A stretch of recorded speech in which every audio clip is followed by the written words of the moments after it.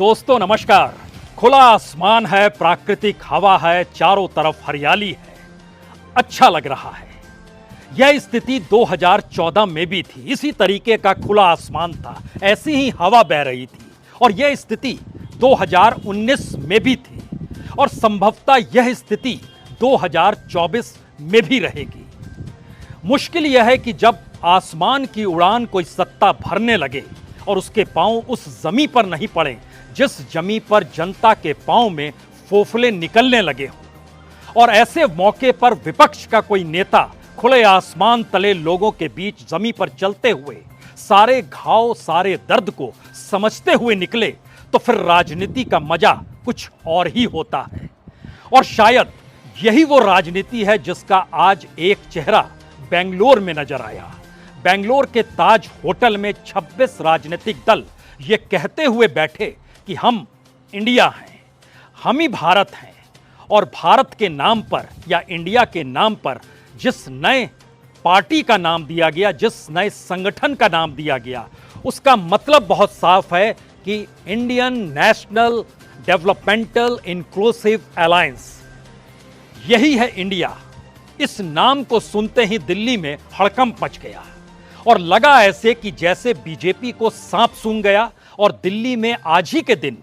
जब बेंगलोर में बैठक खत्म हुई, उसके चंद मिनटों के बाद दिल्ली के अशोका होटल में, जो प्रधानमंत्री के निवास से चंद फरलांग की दूरी पर है,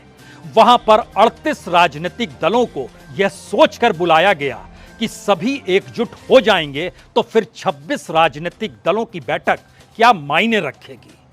लेकिन जब नाम निकलकर यह आया कि उस संगठन ने अपना नाम इंडिया रख लिया है, तो फिर जो खलबली मची उस बात को लेकर खलबली थी, क्या अब एनडीए का नाम बदलकर भारत तो नहीं कर लिया जाए, और क्या नाम के आसरे कोई राजनीतिक सत्ता दोबारा सत्ता में आ सकती है, यह भी सवाल था। जिक्र दिल्ली का बाद में होगा, पहले बेंगलोर का जिक्र इसलिए जरूरी है क्योंकि पहली बार राहुल गांधी और उनकी कांग्रेस के भीतर एक संयम दिखाई दिया, एक संवाद की स्थिति नजर आई। सत्ता को लेकर कोई बहुत चाहत नजर नहीं आई, लेकिन इस देश के भीतर की परिस्थितियों को लेकर उनके चेहरे पर गुस्सा और दुख था। और शायद इसीलिए राहुल गांधी ने ही इस संगठन का नाम इंडिया प्रपोजल दिया, जिस पर सभी की सहमति हो गई। दूसरी बात थी, जो बात निकल कर आ रही थी कि अगर सहमति बन जाए तो इस देश के गांव-गांव में, शहर-शहर में और तमाम राज्यों में जो रैलियां होंगी, जो सभा होगी, उसमें सभी की भागीदारी एक बराबर होगी। और यह जानना होगा कि जो विपक्ष बेंगलोर में बैठा हुआ है, उसके पास 10 राज्यों की सत्ता है और एक दिल्ली केंद्र शासित, यहां पर भी आम आदमी पार्टी की सत्ता है, यानी 11 राज्य इनके पास हैं। दूसरी तरफ बीजेपी अपने तौर पर जो भी दावा करे, उसके पास कुल जमा जोड़ 6 राज्य बड़े हैं, 4 राज्य नॉर्थ ईस्ट के हैं, और नॉर्थ ईस्ट के ही 4 राज्य जो दूसरे गठबंधन के पास हैं, वह साथ में एनडीए के जुड़े हैं। लेकिन यह पहली बार था कि राहुल गांधी ने खुले तौर पर और कांग्रेस ने सहमति जताते हुए कहा कि प्रधानमंत्री की दौड़ कोई मायने नहीं रखती है। सवाल इस देश का है, लोकतंत्र का है, धर्मनिरपेक्षता का है, सामाजिक न्याय का है। और शायद इसीलिए सिलसिलेवार तरीके से किसी व्यक्ति विशेष को लेकर इस पूरे गठबंधन की नजर उस पर ना चली जाए, यानी अगर घोषित कर दिया गया कि यह प्रधानमंत्री का उम्मीदवार है, तो हर कोई उसी दृष्टि से झटके में मोदी और उस शख्स को तौलने लगेगा, मुद्दे गायब हो जाएंगे। अगर किसी संयोजक का नाम सामने रख दिया गया कि इस गठबंधन के संयोजक ये हैं, तो फिर उनके इर्द गिर्द पूरी राजनीति घुमड़ने लगेगी। तो क्यों नहीं ऐसा किया जाए कि समन्वय कमेटी एक बनाई जाए और उसमें 1-2 नहीं 11 सदस्य रहे, जो एक लिहाज से इस देश के तमाम बड़े राजनीतिक दलों के नुमाइंदों की मौजूदगी हो इसमें। यानी कॉमन सिविल कोड के तौर पर बीजेपी अपने तौर पर कॉमन शब्द का जो इस्तेमाल करती है, उसको बिल्कुल नए शक्ल में राजनीतिक तौर पर सबको समन्वय के साथ जोड़ते हुए एक साथ आगे बढ़ने का मतलब क्या होता है और सबकी सहमति क्या होती है, इस दिशा में दूसरी मोहर लगी। तीसरी परिस्थिति पहली बार थी कि एक हेडक्वार्टर बनना चाहिए, ये हेडक्वार्टर दिल्ली में बने, जहां से चुनाव प्रचार के तौर तरीके निर्धारित हों और 11 समन्वय समिति जो सदस्य होंगे वो तय करें कि कैसे कैसे किन किन राज्यों में चुनाव प्रचार की दिशा में बढ़ना है और मैसेज ये खुले तौर पर इस देश के सामने जाए कि समूचा विपक्ष एकजुट होकर इंडिया बन चुका है। यानी इंडिया का मतलब वही है Indian national developmental inclusive alliance. और इसके आश्रय यह सवाल अब नहीं रहना चाहिए कि 2024 किसी पॉलिटिकल पार्टी के अस्तित्व का सवाल है या उनके सर्वाइवल का सवाल है। यह सवाल इस देश का है। इसीलिए 4-5 प्रस्ताव जिस पर चर्चा शुरू हुई उसमें बहुत साफ तौर पर था और माना गया कि इस देश में लोकतंत्र, धर्मनिरपेक्षता और सामाजिक न्याय के दायरे को वैचारिक तौर पर देश के सामने रखना है। इस देश की जो जरूरतें हैं, चाहे वो महंगाई, चाहे बेरोजगारी, चाहे इस देश के तमाम संस्थानों को खत्म करके राजनीतिक हथियार के तौर पर जो मोदी सत्ता बना रही है, इस्तेमाल कर रही है, उसको लोगों के सामने परोसना है, बताना है। क्योंकि अगर ये सारी चीजें ना होती तो ये देश प्रोग्रेस के आगे बढ़ चुका होता, यानी मुश्किल हालात देश के लोगों के सामने होते नहीं। तीसरी परिस्थिति थी कि जिस ज्वाइंट स्टेटमेंट का जिक्र था उसके जरिए एक सहमति तौर पर एक पत्र कमोवेश हर रैली और हर सभा के बाद सामने आना चाहिए। यानी मैसेज हर जगह यह रहना चाहिए कि दरअसल यह एक संयुक्त तौर पर काम कर रहे हैं। मसला सिर्फ यह नहीं है कि यह 26 राजनीतिक दल एक साथ मिले हैं और बार बार बीजेपी या एनडीए इस बात को लेकर अगर अटैक करेगी कि देखिए केरल में कांग्रेस और लेफ्ट लड़ रहा है, बंगाल के भीतर लेफ्ट भी है, कांग्रेस भी है, ममता बनर्जी भी है, दिल्ली के भीतर आम आदमी पार्टी भी है और कांग्रेस भी खड़ी हुई है, पंजाब के भीतर भी यही हालात है। इससे भटकने की जरूरत इसलिए नहीं है क्योंकि पहली बार मुद्दा इस देश के भीतर में इस देश का ही है और इस देश को संभालने वालों ने इस देश की ऐसी परिस्थिति बना दी है जिसके सामने आम आदमी बेबस हो गया है। तो क्यों नहीं एक साथ सब मिलें? और राहुल गांधी ने खुले तौर पर कहा हमें कुछ नहीं चाहिए, क्या होगा नहीं होगा यह चुनाव के बाद देखा जाएगा। अभी तो यह देखने की जरूरत है कि हम किसी भी हालत में इन मुद्दों को जनता तक पहुंचा पाते हैं या नहीं, हम इन मुद्दों के आश्रय अपनी एकजुटता को बतला पाते हैं या नहीं। और इसके जरिए अगर मैसेज जनता तक पहुंच जाता है तो जनता ही चुनाव लड़ने की दिशा में खुद खड़ी हो जाएगी। तब वहां सवाल किसी पार्टी, किसी गठबंधन का नहीं रहेगा, सीधे तौर पर मौजूदा राजनीतिक सत्ता की नीतियां होंगी, उनके कार्यक्रम होंगे, उनके द्वारा लिए गए फैसले होंगे और दूसरी तरफ जनता तय करेगी कि उनके सामने कौन सी मुश्किल, कौन सी परेशानी है, क्योंकि हम तो उन्हीं मुद्दों के आश्रय चीजों को उठा रहे हैं। ध्यान दीजिए, इससे पहले कांग्रेस कई बातों को लेकर अडिग रहती थी। हर जगह उसकी मुश्किल सबसे बड़ी यह हो चली थी कि जहां पर जाएंगे, जिस रूप में जाएंगे, उस पॉलिटिकल पार्टी के साथ हमारे अपने कार्यकर्ता क्या सोचेंगे। यहां पर कांग्रेस की मैच्योरिटी पहली बार खुलकर सामने आई और शायद उसकी वजह एक ही है।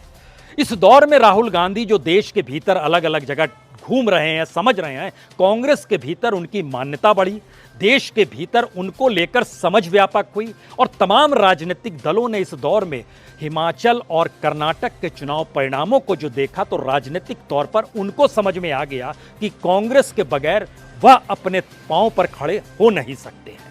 तो 2024 का जो बिगुल बजा उसमें पहला संदेश यही है, विपक्ष के भीतर किसी भी तरीके का आमने सामने टकराव की परिस्थिति नहीं होनी चाहिए। इसी को लेकर पूरी समन्वय कमेटी काम करेगी, इसी को लेकर प्रचार तौर पे काम करेगा। अब यहां पर यह समझने की जरूरत ज्यादा है कि दरअसल कांग्रेस के पास 4 राज्य हैं, राजस्थान, छत्तीसगढ़, हिमाचल प्रदेश और कर्नाटक।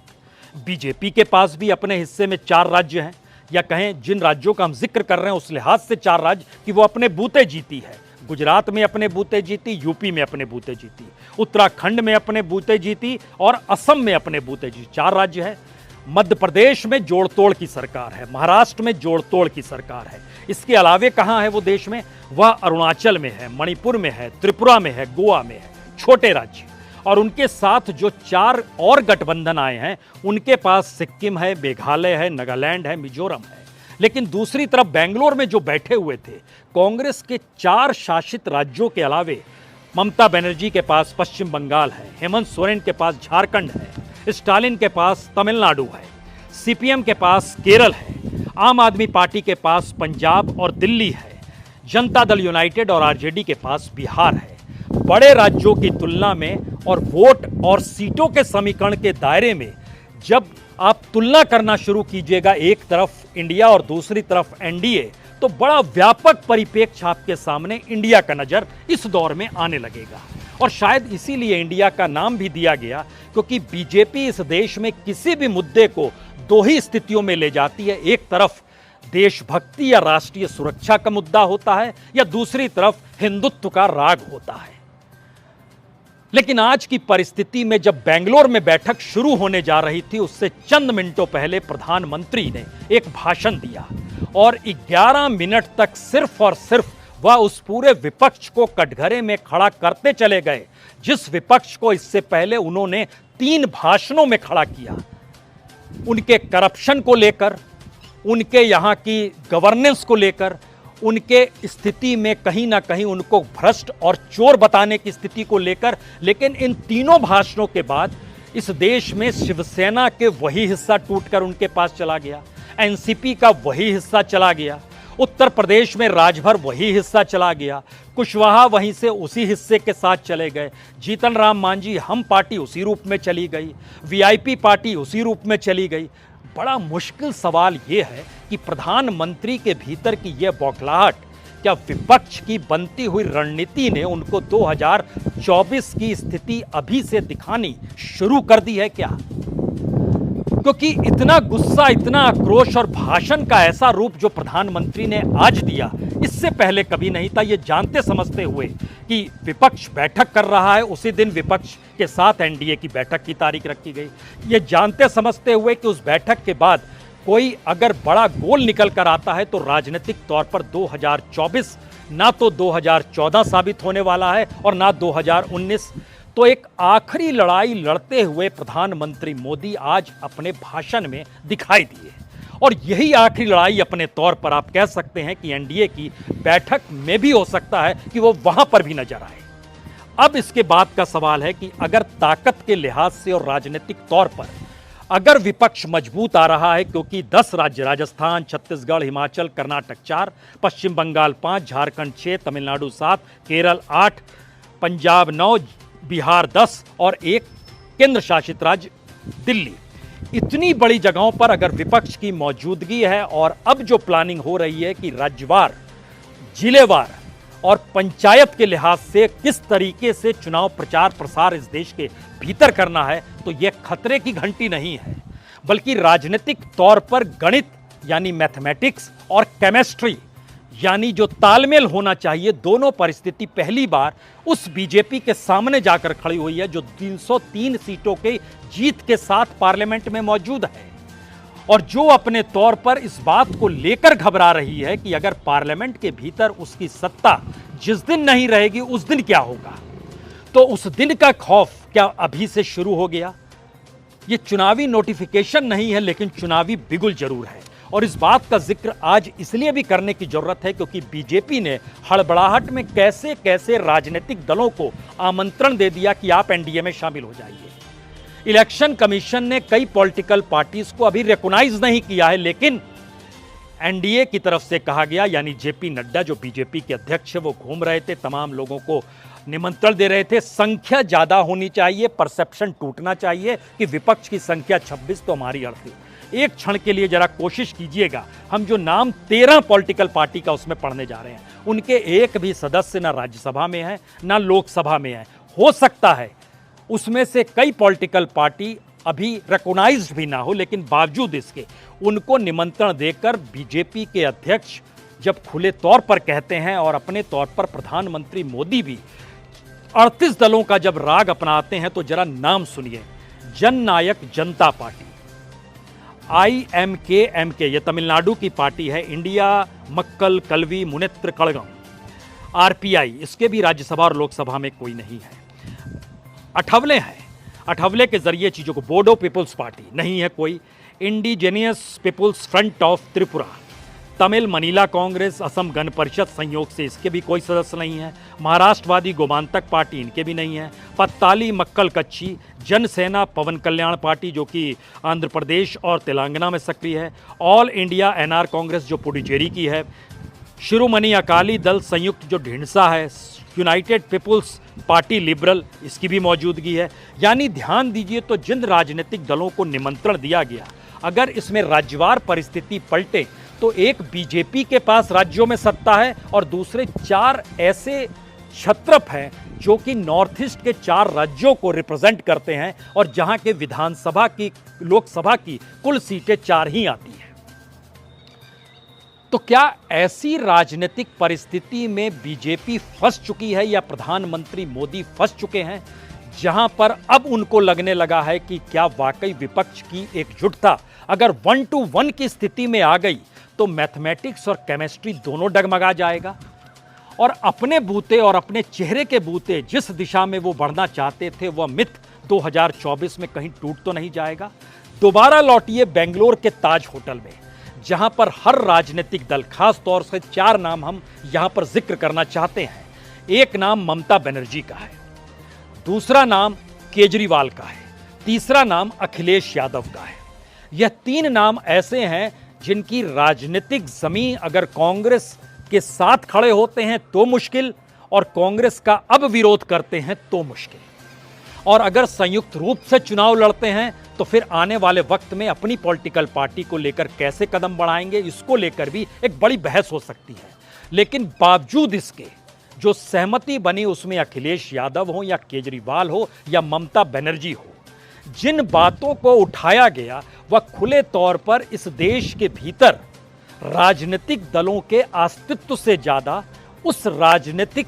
जमीन का जिक्र था जिस पे खड़े होकर ये सारे लोग राजनीति करते हैं। और सभी ने माना अगर मौजूदा स्थिति आने वाले वक्त में अगले 5 बरस तक बरकरार रही तो स्थितियां कितनी नाजुक होंगी और हो सकता है ऐसी परिस्थिति आ जाए कि उसके बाद इस देश की तमाम जांच एजेंसियां किसी भी छत्रप को, किसी भी पॉलिटिकल पार्टी के नेता को या उससे जुड़े हुए किसी भी व्यक्ति को अपने घर से निकलने तक ना दे। आज ही तमिलनाडु में छापे पड़ रहे थे, आज ही छत्तीसगढ़ में छापे पड़ रहे थे, जब यह बैठक हो रही थी वहां छापे पड़ रहे थे। करप्शन को लेकर सरकार की गूंज और ईडी जो कि कानूनी तौर पर काम करता है उसकी फाइल में कौन कौन बंद हो गया और किस किस को खुले तौर पर छोड़ दिया गया, अगर यह भी लिखना शुरू कीजिएगा तो दर्जन भर नाम आपके जहन में तुरंत आ जाएंगे। एनसीपी से जुड़े हुए 5 नेता, टीआरएस से जुड़े हुए 4 नेता, शिवसेना से जुड़े हुए 7 नेता, उत्तर प्रदेश और बिहार के छत्रपों से जुड़े हुए जो कि एनडीए में शामिल हुए उनसे जुड़े हुए उनके मामले लगभग 3 नेताओं पर। इनके खिलाफ कोई कार्रवाई नहीं होगी तो जब प्रधानमंत्री करप्शन का जिक्र करते हैं तो जाहिर तौर पर अब सुनने वाला हंसी ठिठोली करता है राजनीतिक तौर पर कि अगर ये हालात हैं। और इस बैठक के भीतर यह मैसेज बहुत साफ था कि अगर मोदी सरकार इस रूप में राजनीतिक हथियार के तौर पर इस देश की स्वायत्त संस्थाओं को, वह भी जांच प्रीमियर एजेंसी का इस्तेमाल राजनीतिक तौर पर करने लगी है तो जरा कल्पना कीजिए कि हम अगर अपनी लड़ाई सिर्फ अपनी राजनीतिक जमीन को बचाने के लिए लड़ते रह गए और 2024 निकल गया तो उसके बाद कौन सी स्थिति होगी कोई नहीं जानता है। और इसका जिक्र खुले तौर पर हर पॉलिटिकल पार्टी ने माना और सहमति दी। शायद इसीलिए सहमति इस 3.5 घंटे की बैठक के बाद इस बात को लेकर बनी कि दरअसल मैसेज मोदी नहीं है, मैसेज बीजेपी नहीं है, एनडीए नहीं है, मैसेज यह देश है। और इसीलिए हमारे ऑर्गेनाइजेशन का नाम इंडिया होना चाहिए क्योंकि खुले तौर पर इंडिया वर्सेस कौन है यह इस देश को तय करने देना चाहिए। राजनीतिक तौर पर ऐसा गठबंधन और इस गठबंधन के भीतर की ऐसी सोच ना तो इससे पहले इमरजेंसी के वक्त बनी थी, उस वक्त लोगों के जहन में इंदिरा गांधी की इमरजेंसी थी, ना ही ऐसे गठबंधन को लेकर अपने तौर पर अटल बिहारी वाजपेयी खड़े हुए थे जब अटल बिहारी वाजपेयी ने 3 बीजेपी के एजेंडे को ठंडे बस्ते में डाल दिया था। और ना ही ऐसा गठबंधन 2004 में बना था जब मनमोहन सिंह सरकार बन रही थी और लेफ्ट ने समर्थन दे दिया था, समाजवादी पार्टी ने समर्थन दे दिया था। ऐसी परिस्थिति इस रूप में नहीं बनी थी कि देश को लेकर 2024 के चुनाव की दिशा में कदम बढ़ाना है। तो आखिरी सवाल जो सबसे बड़ा इस दौर में उभर कर आया है वह एक ही मैसेज है। 2 बैठकें हो चली हैं। पटना में हो गई, नीतीश कुमार ने कमाल कर दिया, सबको बुला लिया। बेंगलोर में हो गई, कमाल कर दिया अपने तौर पर, वहां पर सिद्धारमैया और डीके शिव कुमार ने जिस तरीके का आयोजन किया गया, जिस तरीके से सबको स्पेस दिया गया, सब ने भूरी भूरी प्रशंसा की। और अब तीसरी बैठक मुंबई में होनी है, जहां पर शिवसेना और एनसीपी यानी शरद पवार और उद्धव ठाकरे को अपने कांधे पर इस गठबंधन का बोझ उठाना है। और सवाल यह है कि इस परिस्थिति के बाद चौथी स्थिति दिल्ली में आएगी, जहां पर दिल्ली का हेडक्वार्टर तब तक बन चुका होगा और उस हेडक्वार्टर के भीतर बैठक हो रही होगी, जो उसके बाद से तय होगा इस देश के तमाम जगहों पर तमाम राजनीतिक दल एक साथ कैसे खड़े हों और अपने चुनाव प्रचार की दिशा में कैसे बढ़ें, जिससे किसी की राजनीतिक जमीन कम भी ना हो, लेकिन मौजूदा वक्त में यह देश का मुद्दा सामने उभर कर आ जाए और लोगों के जहन में यह सवाल उभरने लगे कि वाकई एक तरफ इंडिया है और दूसरी तरफ मोदी सरकार है या बीजेपी सरकार है या एनडीए है, जो कहना है कह लीजिए। यह स्थिति क्या वाकई इस 4 जगहों से उभरकर जो 5वीं दिशा में जाएगी वह ज़्यादा महत्वपूर्ण इसलिए है क्योंकि 5वीं दिशा आते आते इस देश के 4 राज्यों में चुनाव हो चुके होंगे। छत्तीसगढ़, राजस्थान, मध्य प्रदेश और तेलंगाना, इन तमाम जगहों पर कांग्रेस को इस बात का एहसास हो चला है और शायद बीजेपी को भी हो चला है कि जब राजनीतिक तौर पर राजनीतिक जीत के लिए यह गठबंधन बन रहा है तो किसी भी तरीके का राजनीतिक समझौता और राजनीतिक अंतर्विरोध, दोनों परिस्थितियों के बीच में अब पूरा विपक्ष चलेगा। यानी विपक्ष की कोई राजनीतिक दल इस बीच में कांग्रेस को इन 4 राज्यों में रोकने के लिए या वोट बांटने के लिए खड़ी होती हुई नजर नहीं आएगी। और अगर आएगी भी तो उनको भी पता है कि कर्नाटक में क्या हुआ, हिमाचल में क्या हुआ, उत्तराखंड में ही क्या हो गया या बंगाल में ही क्या हो गया या उत्तर प्रदेश में ही क्या हो गया। जनता ने ही तय इस दौर में जब कर लिया है, एक सत्ता दूसरा विरोधी, किसके साथ खड़ा होना यह खुद जनता तय करती है। किसी तीसरे की दिशा में वो ना उत्तर प्रदेश में गई, ना बंगाल में गई, ना कर्नाटक में गई, तो इन 4 राज्यों में भी जाएगी नहीं। जो आखिरी संदेश है इस बैठक के बाद का, क्या वाकई इस देश के भीतर में पहली बार कोई 10 साल तक बहुमत के साथ खड़ा रहे और राजनीतिक तौर पर समूचा विपक्ष उसे एंटी नेशनल तो नहीं कहें, लेकिन खुद को इंडिया बनाकर सामने वाले को गैर भारतीय करार देने की दिशा में राजनीतिक चुनाव प्रचार होने लगे तो क्या होता है, यह शायद आने वाले वक्त में इंतजार करना होगा। आसमान वही रहेगा, खुला आसमान, हवा ऐसे ही चलेगी, हरियाली भी वैसे ही रहेगी, लेकिन जो उड़ान भर रहे हैं वो जमीन पर आएंगे। जो जमीन पर हैं अब वो आसमान पर उड़ेंगे तो भी जमीन को छोड़ेंगे नहीं। यह मैसेज शायद भारत जोड़ो यात्रा के बाद राहुल गांधी को समझ में आ गया और यह समझ कांग्रेस के भीतर समा गई और कांग्रेस के साथ खड़े वोटरों ने शायद विपक्ष को यह मैसेज दे दिया कि अब अगर बिखरे और अब अगर एक दूसरे के खिलाफ हुए तो फिर आने वाले वक्त में आपको बख्शा नहीं जाएगा। यह मैसेज जनता के भीतर से भी उभरेगा, सिर्फ आप इंतजार कीजिए। बहुत बहुत शुक्रिया, बहुत बहुत शुक्रिया।